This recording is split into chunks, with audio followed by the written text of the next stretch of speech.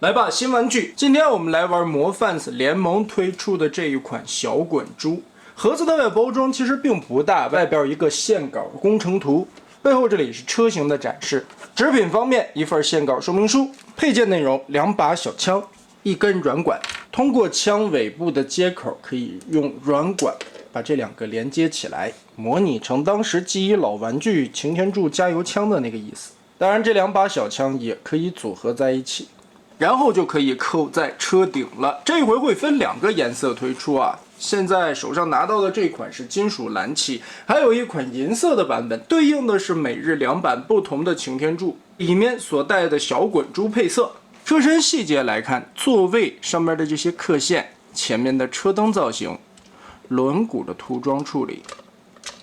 轮子滚动也是挺溜的，还有在6个轮子的根部这里都有做这种悬挂的架子。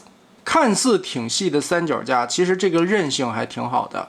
尾部这里也做出了排气筒的造型。其实大体来看，这一款的外观是和擎天柱当时带的小滚珠差不多的一个造型，但尺寸方面是要比 MP10和44的都稍微大一圈的。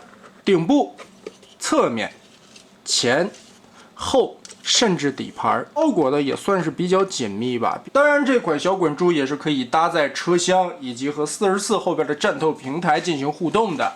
重量在裸车的状态下124.5克。然后我们来看它的变形过程。其实这款的变形还是比较简单的，但是有一些地方的细节还是需要注意。首先把这2个车灯稍微的往起抬一点点，侧面这里的方形板子打开，先解锁开这个位置。2条腿180度，齿轮关节从膝盖处翻折。个人经验来说，在翻折腿以前啊，尽量先打开这个盖子，不然挺漂亮的一个蓝色金属漆面，如果蹭掉了就不好了。双腿左右分开，在最下方的这对轮子根部这儿是一个偏心轴，磨盘式的转动，我们把它推回去。新玩具还是挺紧的，好，推到向后的这个方向。把轮子旋转过来，贴到腿肚子里面，脚后跟打开。其实这个靠背不太好抠啊，你可以把脚尖往下折一点点，再往上一倒，挺简单的变形，腿部就处理完了。也不会漏什么太空的地方。翻到底盘来，这里有2个红色的长方条。我们在抠的时候注意，后边这个边缘是搭在蓝色零件上边的。先把这一块脱开。再把长条内部的卡扣打开，屁股后边的这个排气管先立起来，然后往出拉手臂，手臂在颈灯的下方这里锁着2个暗处啊。肩膀在往开翻折的时候，不仅要打开中间连接的卡点，还要往起提它，先提上来才能再往开撇。根部这里有一个双关节的轴，其实这个轴在变形到位的时候啊，它是卡在这个缝隙里的。当你变人形的时候，要拉起来，再一点一点的挪，转过来，轴还是挺紧的。也就是说，把这个红色部位的轴转到了这个空间里边去收纳，这一步很关键，尤其从人变车的时候，一定要把这个轴拖到位。卡到这个缝隙里的时候，你这个扣子才能够得到红色面板上的洞，不然的话你会发现这2个洞对不齐，就是因为这2个轴没有拼合到位。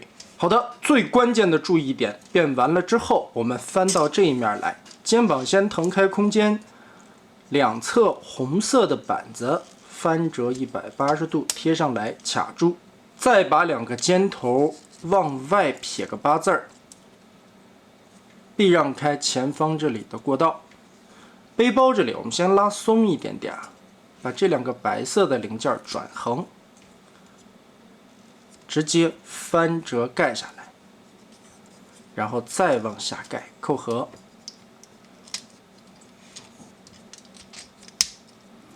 一圈的包边做下来之后，身体的部分就不会出现什么空洞了，把这板子都盖起来了。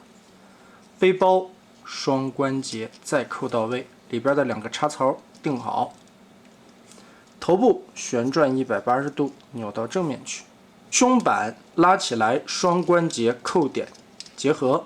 其实这一块造型挺有意思啊，打开胸板，里边是小滚珠头上的那个红色的颈灯，也有点像小滚珠式的领导模块舱吧。胳膊继续来变形，上边打开中间暗处的卡子，双关节翻折下来，轮子往后折叠90度，前方的这块面板把这里刻画的内构先盖上，然后侧方位再锁到这个凹槽里，胳膊拧下来，打开盖板，小拳头从里边翻出来，最后肩膀头子这一块 L 型再90度贴合回去。好嘞，稍稍的整理一下，这款小滚珠的人形就变身完成了。360度看，竟然身上没有太多偷胶空洞的地方，变形起来这个难度也并不是太高，其实就是属于一翻腿的设计。当时在每周刊做新闻的时候，一眼基本上也能看出来这个东西大体的变形结构。但最后处理完的效果，其实每一个面处理的还算可以吧。变成人形后，高度在差不多14公分左右。头部360度的旋转，球形关节稍微有一点点头抬头，肩膀360度的转动。这个双关节根部的这里应该是用了一个掺着赛钢的料子，所以拧起来会有嘎吱的声音。但是抬肩膀也就是45度吧，这个造型会卡住啊。二头肌根部360度可以旋转，肘部因为变形的需要，所以这里做了双关节，可以抬到很大的幅度。手腕360度旋转，上下还可以稍微的定一点幅度。腰腹部连接处是一个大的球形关节，可以来回的摆胸，前后也有一定的幅度。同时腰部还有独立的360度旋转，前踢可以踢平，后踢、侧踢都是可以做到大于90度的。大腿根部左右有旋转，但是做不到360，摆一些造型够用了。膝盖这里可以折差不多100多度吧，而且使用了齿轮关节，齿牙很密，也不会出现任何的虚位现象。脚丫子左右有整脚面的接地，造型还是做的挺不错的啊。乍一眼看会让人有一种误认为奥利安的冲动感，但实际呢，小滚珠这个角色在漫画里边的人气也是非常高的。魔范斯联盟这一次的产品给人一种什么感觉呢？挺返璞归真的吧，并没有做那种很炫技的设计啊，简简单单，但处理完的效果两个形态也都不错，并没有什么太瑕疵的地方。最重要的点就是把这些该堵的空洞都用盖板堵了起来。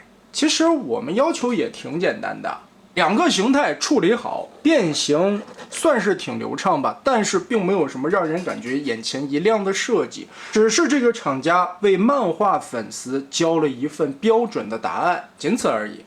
往好处了说，这个设计朴实无华，当然肯定也有玩家会觉得这款设计过于简单，或者说这就是早些年的第三方设计水准。